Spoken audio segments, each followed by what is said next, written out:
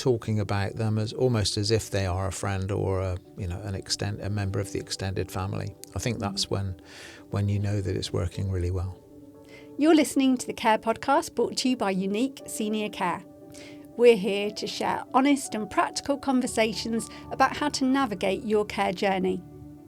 We're joined today by one of our co-founders and directors, Phil Maundril. Phil has personal experience of arranging care for his mum who was living with dementia.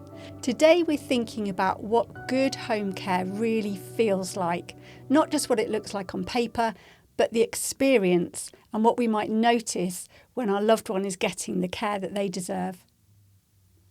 Thanks for joining us, Phil. Sometimes we start a care service, on paper it sounds great, but how can we tell that we're getting what we and our loved one really needs? Well, naturally, the first thing to consider is, what is on paper and making sure that's right, and reflective of what you think your loved one wants. But then once it starts, it's really just looking for any signs of people being happy, content, and looking forward to their carers or caregivers turning up, and getting to know them personally.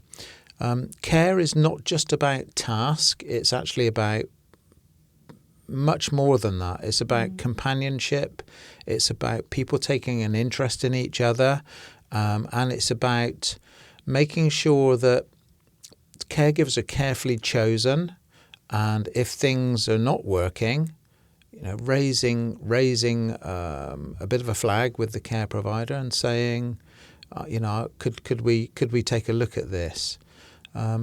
Clearly, the tasks are important, and that's why anyone would engage a care company. But for me, the companionship side of things is so critical to get right, and what we see is clients that we're caring for really, really looking forward to the care visits each day, and then sharing that good experience with their families in the way that they talk about the service. I think when you start, it's clearly important to make sure that it's started in a gentle, softly kind of approach.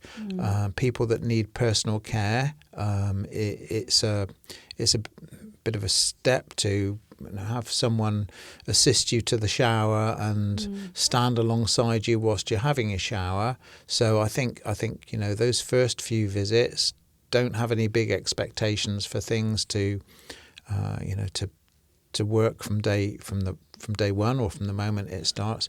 Have an expectation that it takes a little bit of time for people to find their feet on both sides, and then look out for those signs of satisfaction from the person that's being cared for.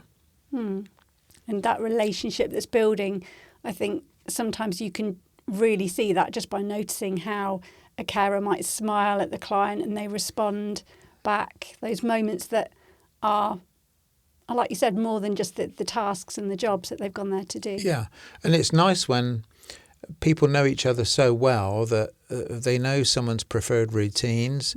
They know that they like their tea rather strong with 1 sugar and it must be stirred clockwise. Those kind of things are really important, and the consistency of same caregiver makes that journey so much easier.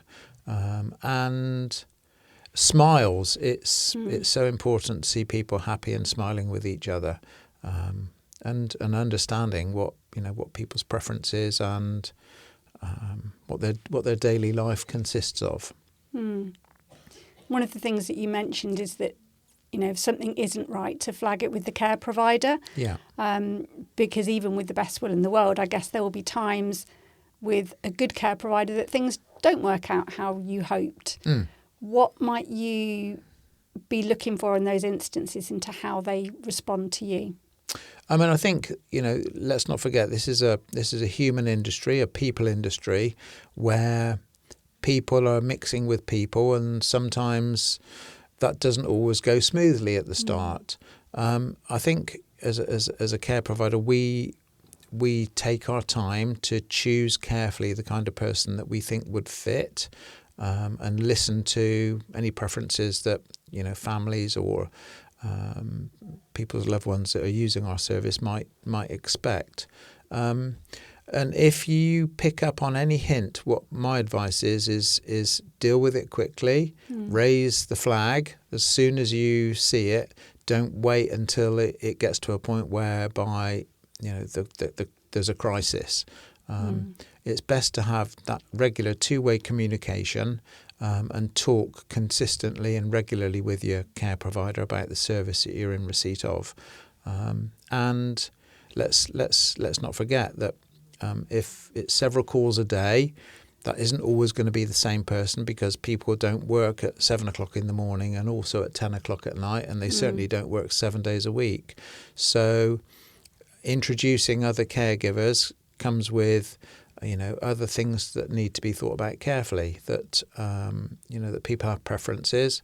I like Sally, I'm not so keen on Susie. Well, let's see what we can do to make sure that Susie reflects the kind of things that Sally does, and takes that take those steps appropriately and at the right times. So if you could give one key piece of advice to take away on what good home care is meant to feel like, what would it be, Phil? Well, for as a family member, I would say the most important thing is to feel comfortable and confident and not have any concerns or worries at all about the person that's being cared for.